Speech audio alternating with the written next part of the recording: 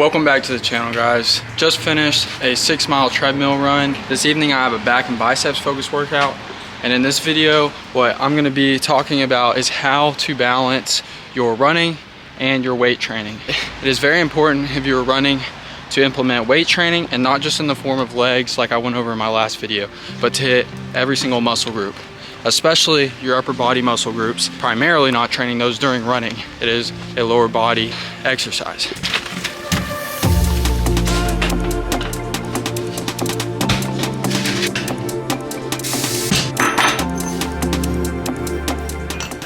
For my personal split right now, what I have is Monday, what I'm going to be doing this evening, I'm going to take y'all through, is a back and biceps workout. Tuesdays, I have a push, chest and triceps workout.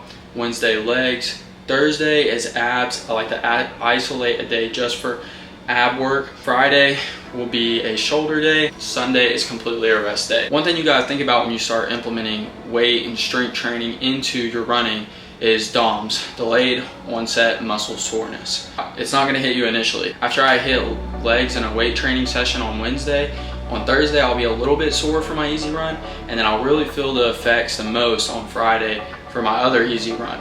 But by Saturday, when I have my long run, marathon pace run, I usually am recovered. I may be feeling it a little bit, but that's fine. It's all part of the process. Now, this is really particular to your leg training sessions. So since you are running so much, it's gonna affect your legs more.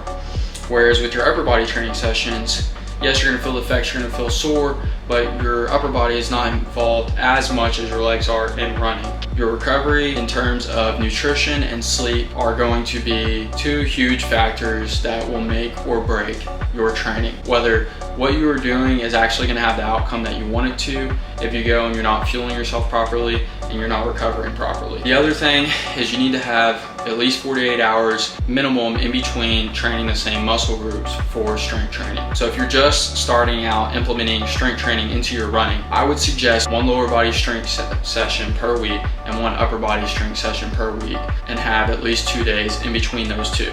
Although they're not the same muscle groups and you could do them back-to-back days, if you're not used to resistance training with your running, and especially if you're in a marathon prep where you have a lot of volume in your mileage, you don't want to overload it too soon, because that's where we have a risk of injury. What we're trying to do with resistance training is build that skeletal muscle up, reducing the risk of injury that we have throughout our running.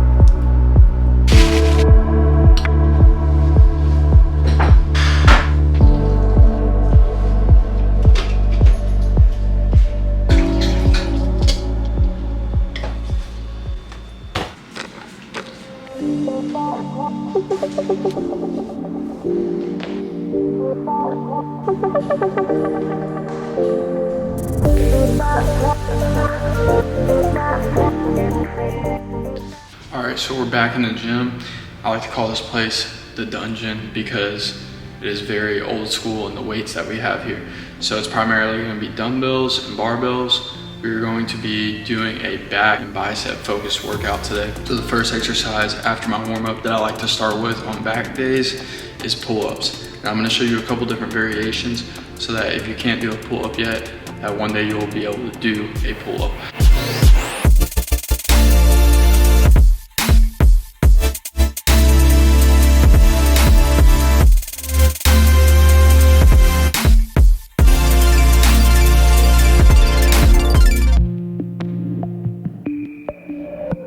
Okay, so if you cannot do pull-ups yet, you can get a bar on the rack.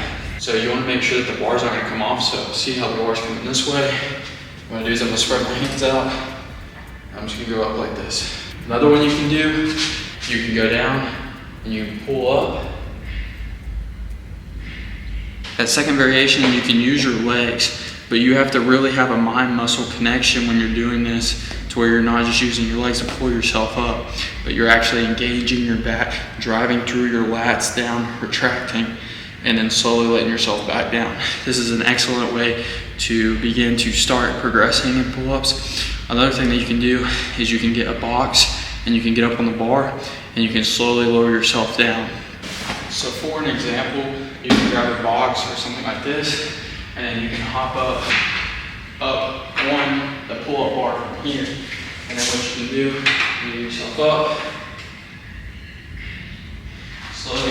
barbells down.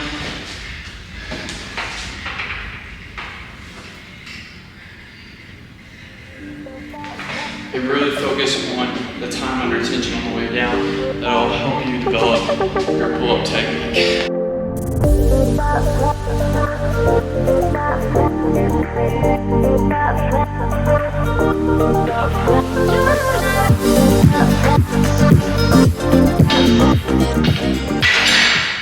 Next exercise is going to be overhand grip barbell bent over rows. I like using barbell. Sometimes you can mix it up. I'll use dumbbells and kettlebells as well. I'm gonna do one warm-up set around 10 reps, and I'm gonna do 3 working sets of 8 reps. Okay, so for my barbell bent rows, how I'll set up is I'll go a pretty neutral grip, not too wide, not too close. Just nice shoulder width. Come up. And then on this starting position, what I'm gonna do is I'm gonna have a slight bend in my knees, and I'm gonna hinge at the hips until I'm bent over at about a 45-degree angle, and I'm gonna pull straight to my belly button.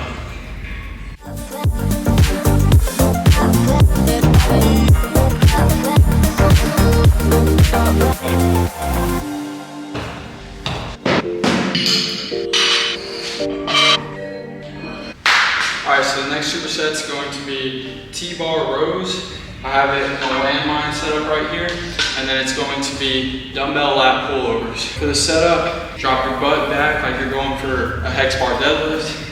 You're gonna keep your back straight, head up, come up, boom, 1, 2, 3.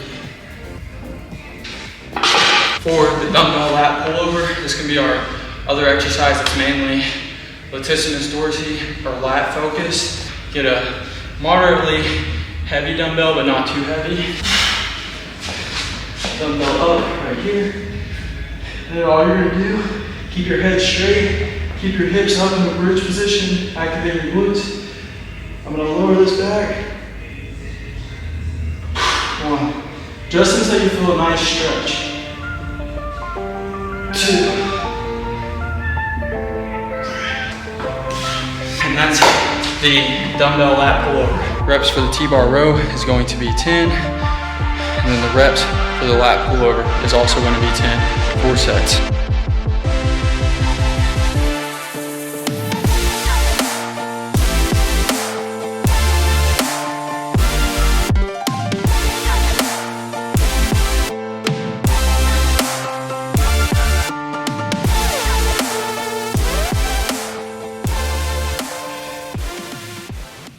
All right, moving on to the last superset for our back exercises today.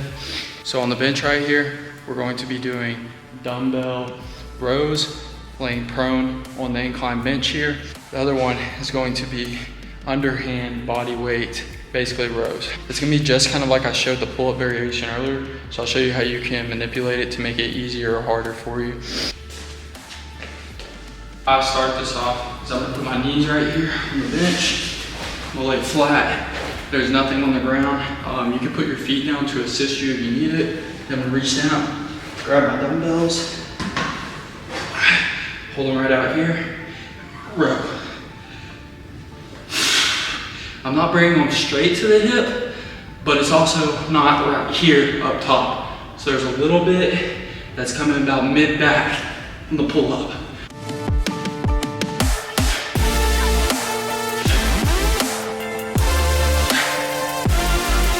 So for this one, I'm gonna have the bar all the way down here. And like I said earlier, if you need to adjust this, just see how it feels.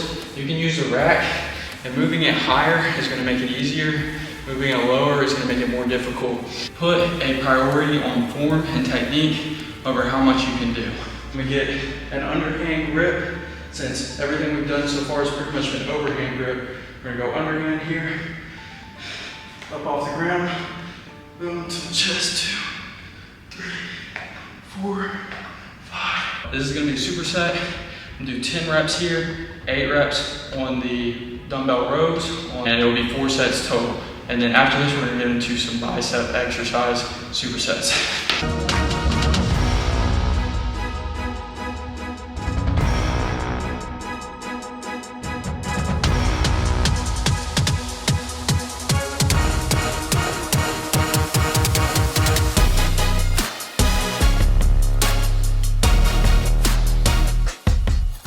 All right, now we're gonna move on to some bicep movements.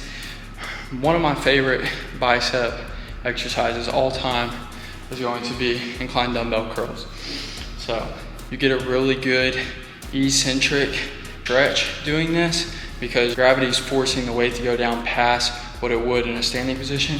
So we're gonna do that, and then we're gonna superset some barbell curls. We're gonna drop it down to 3 sets just because this is a back focused day with biceps. Biceps aren't as big of a muscle group as your back. There are several muscles that make up your back versus your biceps.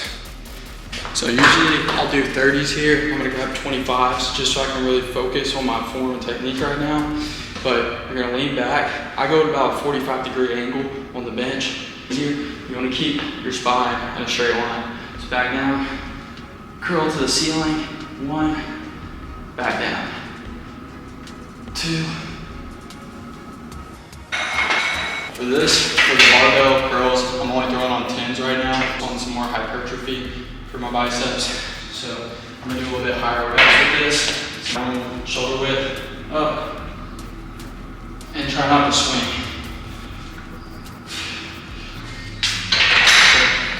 So I did 12 reps there. I'm gonna shoot for 10 to 12 reps on the next 2 sets. So it'll be 3 sets total, 8 reps, 10 to 12 reps. This is gonna be our second to last superset for the workout.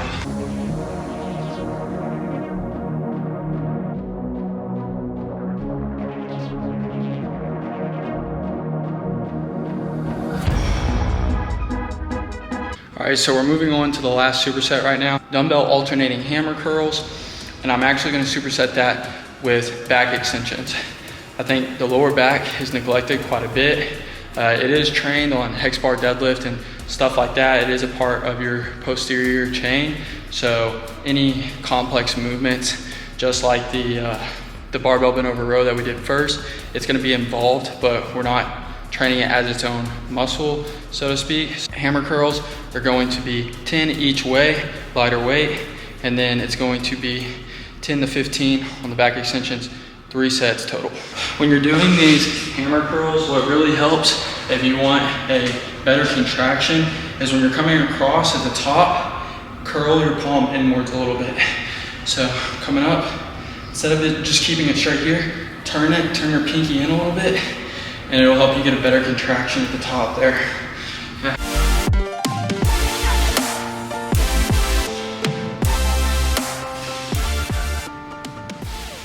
For these back extensions, I'm just gonna be laying flat on the ground. Some people may you can call it a Superman if you want. I'm not too worried about my feet coming off though, as much as I am getting that good. And it's just a little movement too. It's not much, you'll feel it. So I'm gonna go 10 to 12 reps.